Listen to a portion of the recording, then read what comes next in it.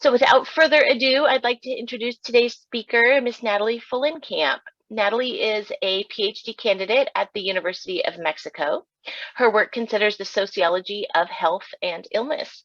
She also has a master's degree in communication from the Johns Hopkins University, where she wrote a thesis titled Media Portrayals of Medical Authority and Narratives of Blame, a content analysis of the 2015 California measles outbreak. So this is definitely an area of research that she's been thinking about and researching for quite some time. So we all came across Ms. Fullenkamp's work via her recent scholarship in the Journal of Social Science and Medicine, published just a few months ago, and I believe I put that in the chat. So if you haven't had a look at that, it's definitely coming to you, highly recommended. And that really explores how health experts are constructing ignorance. And such an interesting piece. We are in a social moment where conversations about vaccination are playing out in real and consequential ways all around us. So Ms. Fullenkamp's research could not be more timely. We're so fortunate to have her today. So please join me in welcoming Ms. Natalie Fullenkamp. Hi, everyone. I'm really excited to be here today. I apologize. My camera isn't working for some reason. Not sure what's going on there.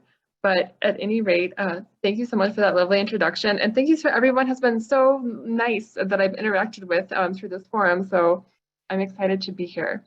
So as Natalie said, my research has revolved around vaccine for a little while. And I was interested originally in just kind of looking at California, because that's been a site where there has been a lot of concern around people who are unvaccinated.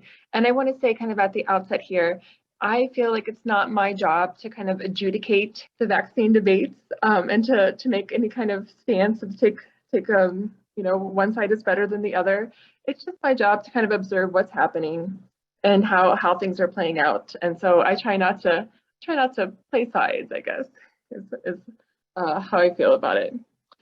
So for this particular research project, as I said, I was originally interested in just California, but then I came across this other this other event that happened in Ohio, and it was an outbreak that it was more than double the size of the measles outbreak that happened in California's Disneyland, but it didn't really receive the media attention and the media play.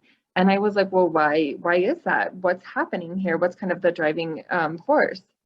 And so I got particularly interested in how the public officials who were responding to the case were kind of constructing the different audiences. And so we have on kind of one hand, we have the California unvaccinated parents, and typically we often hear about them as kind of anti-vaxxers. And then on the other hand, there were the Amish in Ohio. And although it's a public health success story in Ohio, it just didn't really get a lot, it didn't garner the media attention.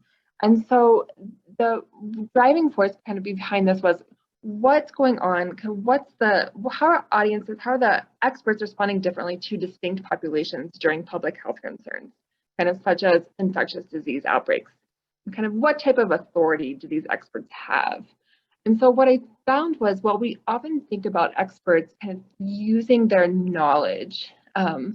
In this sense, they were using their knowledge to make moral stances, but also to do so with the intent of describing the populations based on their ignorance. And so the vaccination piece became about ignorance rather than just simply, you don't know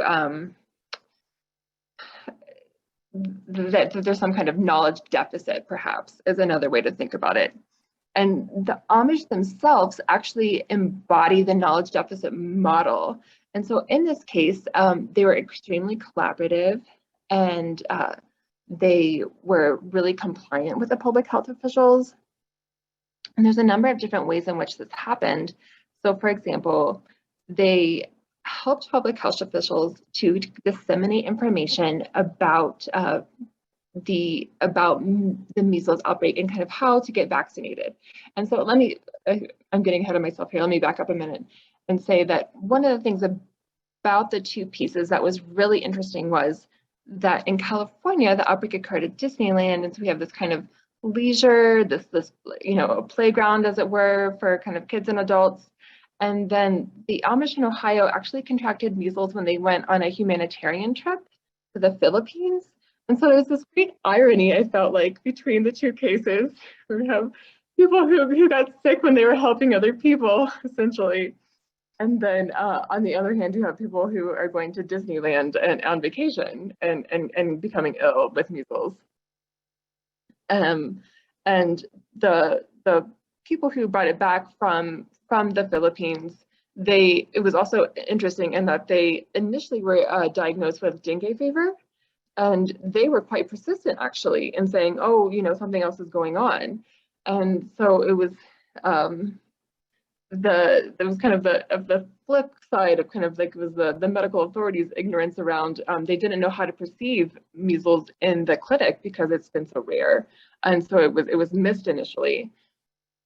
But the people who were involved in the humanitarian trip became some of the people who were the big proponents of vaccination, and there were a lot of local clinics that were held in Ohio, and those clinics were, as described in the news, were quite successful in terms of actually getting people to come to the clinic and then getting people vaccinated.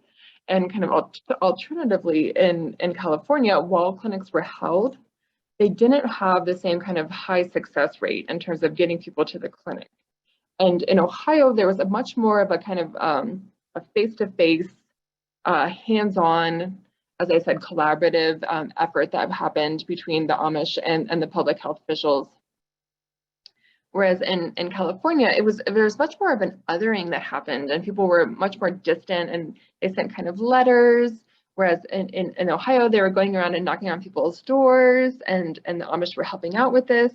And so it was this kind of a beautiful way in which there was this public health effort that was happening, and it's still quite fascinating how they were kind of missed, I think. And this also points to kind of what's happening right now in terms, I feel like we hear a lot in the news now about why people aren't, how do I say, we hear a lot of bad news essentially about people who don't get vaccinated, but we don't necessarily hear kind of like other stories perhaps about unvaccination or the ways in which people are complying with public health in some fashion. And so I think that in kind of like the scholarly element here, we've talked a lot about kind of like the claims making aspect in terms of how are these experts working. And I got really interested in kind of how are they using kind of moral valences to make these judgment calls. And so there was a lot more kind of explicit blaming that occurred with the California case. And I called the case of the Amish, it was kind of an instance of benign ignorance, and thinking about the ways in which ignorance itself can be used kind of as a strategic resource, in this case, to help kind of like forward a kind of a public good. But on the other hand, the ignorance that the Californians had was not kind of considered excusable, and these people in California were considered morally responsible. And so there's this interesting construction of the way in which the responsibility and the blame is tied into this moral account that is linked in and of itself to ignorance. And we often think of kind of like there's a sense of like knowledge is power, and in this case, ignorance itself is power. So that's quite this is kind of an interesting turn of events, I think, and it's an unusual case, and I think it begs the question about the extent to which ignorance can be used as a strategic resource in other cases as well. And they may not be, for example, public health related or health related.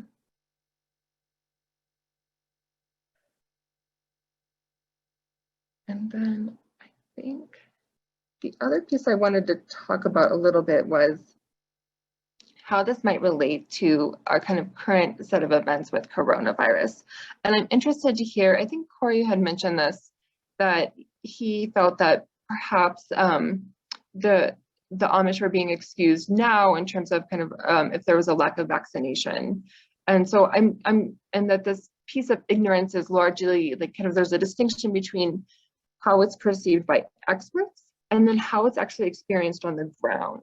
And so I want to say that these are experts who are portraying the Amish as ignorant. Whether or not there actually is a kind of an instance of ignorance is kind of, that's up for debate.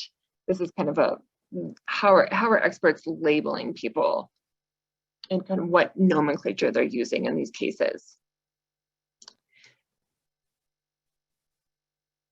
And so going forward, one of the things that this has made me think a little bit more about is the ways in which experts also, they not only do they link kind of moral valences with expert claims, but they also have a certain level of gravitas.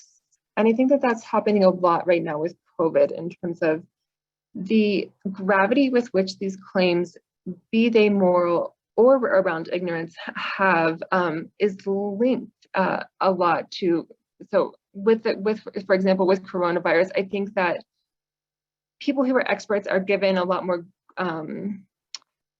legitimacy around whatever kind of claims they make regarding vaccination, for example.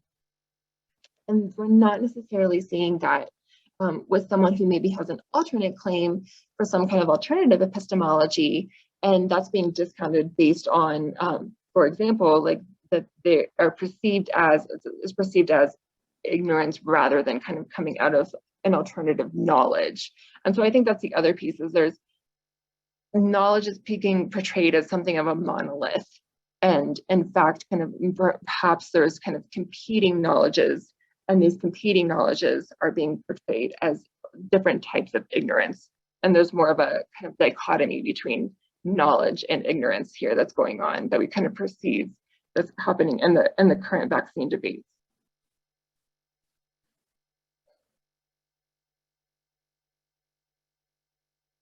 And then I think the other piece that's quite interesting that came out in my research, and that's kind of relevant for right now, is that in California, we're largely talking here about parents who are vaccinating their children.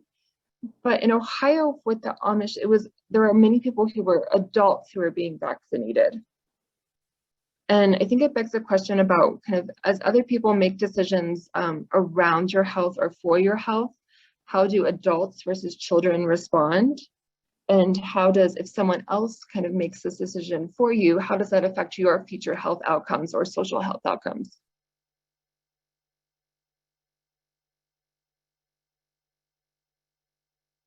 And I think that with the California piece, for example, children didn't actually come up very much. It was mostly about parents, where in terms of the Amish, it was described as a community.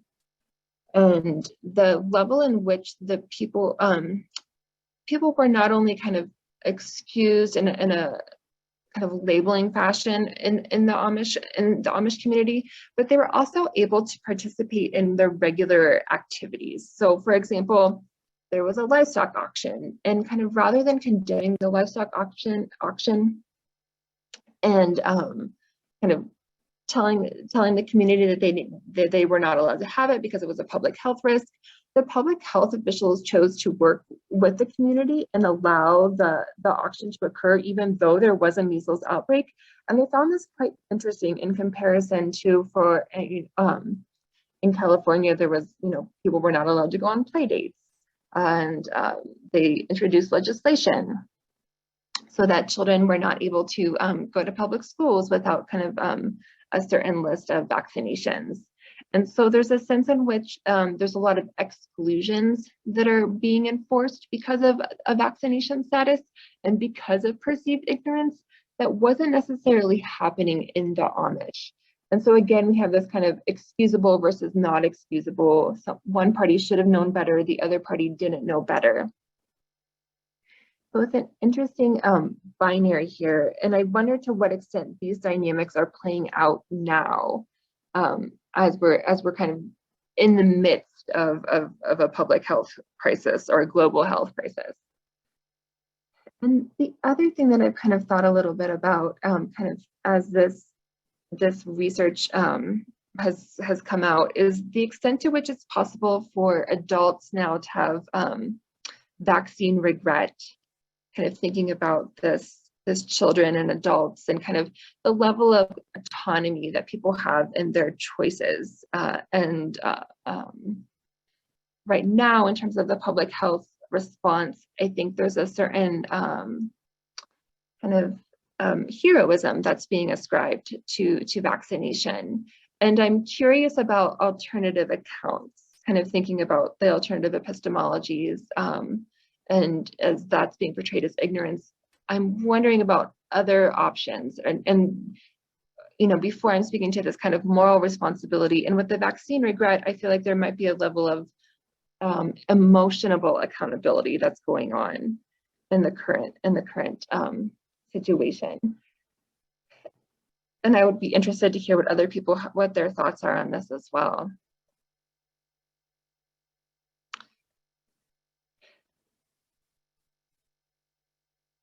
So those are kind of my directions for some ideas about future research and ways in which this project might evolve. And I'm really interested to hear how other people have experienced the vaccine messaging that we have going on right now. It would be interesting to get people's opinions about that, and thinking about this. Obviously, this was one particular Amish community that I looked at in Ohio, but it doesn't kind of speak to kind of the broader Amish population. But thank you so much, and I look forward to people's comments.